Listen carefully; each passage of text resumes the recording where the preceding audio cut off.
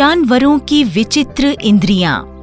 इस संसार में विभिन्न प्रकार के पशु, पक्षी, जीव जंतु रहते हैं। जैसे मनुष्य के पास आँख, कान, नाक और चखने के लिए अलग अलग इंद्रियां होती हैं, वैसे ही इन जानवरों के पास भी इंद्रियां होती हैं। इन पशु पक्षियों की इंद्रियां मनुष्य से बहुत ज्यादा तेज होती हैं। इस वीडियो में हम इन्हीं विशेष इंद्रियों के बारे में जानने की कोशिश करेंगे। हम सीखेंगे कि कैसे जानवरों की इंद्रियां उन्हें प्रकृति और अन्य जीव जंतुओं के साथ रहने में मदद करती हैं। इस कहानी के उद्देश्य हैं क. जानवरों की इंद्रियों के बारे में जानना। ख. समझना कि जानवरों की इंद्रियां मनुष्य से तेज हैं। बच्चों, गर्मी की छुट्टियां शुरू हो रही हैं। आप सभी बहुत मजे करना। मैं आप सबको एक रोचक अवकाश गृह अभ्यास दे रहा हूँ। वहाँ क्या है मास्टर जी? आप सबको अलग अलग जीव जंतुओं, पशु पक्षियों की इंद्रियों के बारे में जानकारी एकत्रित करनी है। यह सुनकर सारे बच्चे बहुत उत्साहित हो गए। मैं तो गिलहरी को देखूंगा। मैं तो गाय का निरीक्षण करूंगा, क्योंकि वो तो घर पर ही है। मुझे तो जंगली जानवर देखने हैं। बाबा से बोलूंगा पास वाले जंगल ले चलें।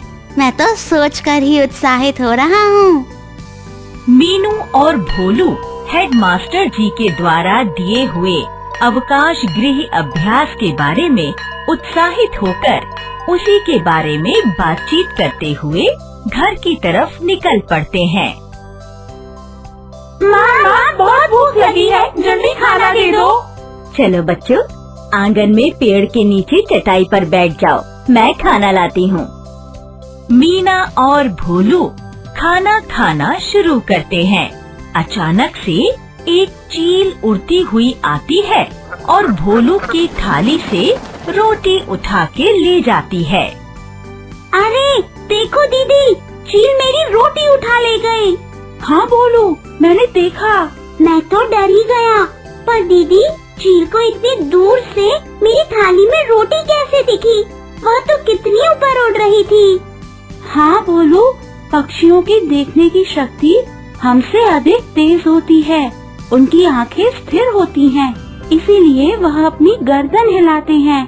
चील एक ऐसा पक्षी है जिसकी देखने की शक्ति इंसानों से 4 गुना ज्यादा होती है। अच्छा, अगली बार चील दिखे तो याद रखना, उसकी देखने की शक्ति इतनी तेज होती है। बच्चों, क्या आप और किसी पक्षी या जानवर के बारे में जानते हैं जिनकी देखने की शक्ति बहुत तेज होती है? अरे भोलू, कितना खाना गिराते हो तुम। देखो कितनी चींटियां इकट्ठी हो गई हैं। हाँ दीदी, जो मिठाई मैंने गिराई थी वे उसको उठा कर ले जा रही हैं। कितनी आश्चर्य की बात है। इन्हें कैसे पता चला कि यहाँ कुछ मीठा गिरा है? भोलू, पता है, चींटियों की चखने और सूंघने की शक्ति बहुत तेज होती है। उनके पास विशेष श्रृंगिका यानी एंटेना होते हैं, जिनकी मदद से वे भांप लेती हैं कि कहाँ कुछ मीठी चीज गिरी हुई है। अच्छा दीदी, श्रृंगिका, एंटेना। पता है भोलू, चींटियां एक विशेष गंध छोड़ती हैं, जिसकी वजह से उनकी समूह की बाकी चींटियां उस गंध को सूंघकर एक जगह एकत्र हो जाती हैं और फिर सारी चींटियां मिलकर उस मीठी चीज को उठाकर ले जाती हैं। हाँ देखो दीदी, यह किस प्रकार एक सीधी लाइन बनाकर मिठाई के टुकड़े ले जा रही हैं। मेरी कक्षा के बच्चे तो कभी इतनी सीधी लाइन बनाकर नहीं चलते। हमें रोज अध्यापिका समझाती हैं, पर ये चींटियां तो कैसे सीधी लाइन में चल रही हैं। तो दोस्तों, बताइए कि चींटी अपने शरीर के किस भाग से पता लगाती है कि खाने की चीज कहाँ गिरी हुई है? देखो दीदी, ये यहाँ जा रही है। हाँ भोलू, यह इस खाने की चीज को यहाँ सुरक्षित एकत्र करती है ना? कितनी मेहनती। हाँ दीदी, कितनी छोटी है पर बहुत समझदार है। मीना और भोलू अपने घर के पास रहने वाले कुत्ते राजा की अच्छे से देखभाल करते हैं। राजा अचानक जोर से भौंकने लगता है। राजा इतनी जोर से क्यों भौंक रहा है? क्या हुआ राजा? कोई नहीं है दीदी, सिर्फ एक अनजान आदमी हमारे घर के सामने से जा रहा था। दीदी, राजा कितना वफादार है ना? वह हमेशा हमारे साथ साथ रहता है, हमारी रक्षा करता है, हर आहट पर भौंककर हमें चेतावनी देता है और रात को चौकीदार काका की भी मदद करता है। पता है दीदी, कभी कभी तो चौकीदार काका झपकी लगा लेते हैं, पर राजा हमेशा चौकन्ना रहता है। हाँ भोलू, राजा बहुत मदद करता है हमारी। दीदी, अगर कोई अनजान आदमी या जानवर हमारे घर के समीप आता है तो राजा को कैसे भनक लग जाती है? भोलू, कुत्तों की सूंघने की शक्ति बहुत तेज होती है। वह दूर से ही हर महक को पहचान लेते हैं और इसी वजह से कुत्ते अपनी इसी सूंघने की शक्ति के कारण बहुत चतुर माने जाते हैं। अच्छा, तभी राजा उन लोगों पर भौंकता है जिन्हें वो नहीं जानता।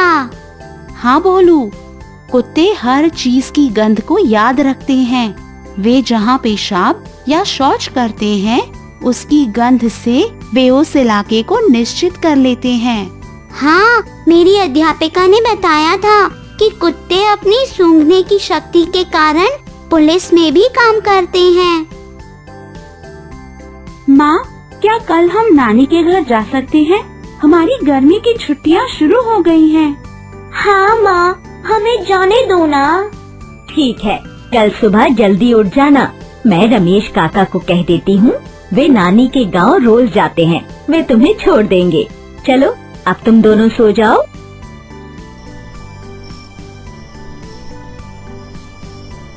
दोस्तों, आशा है इस वीडियो से आपने जानवरों, पक्षियों, जीव जंतुओं की इंद्रियों के बारे में जानकारी हासिल की होगी। अभी हमारा सफर खत्म नहीं हुआ।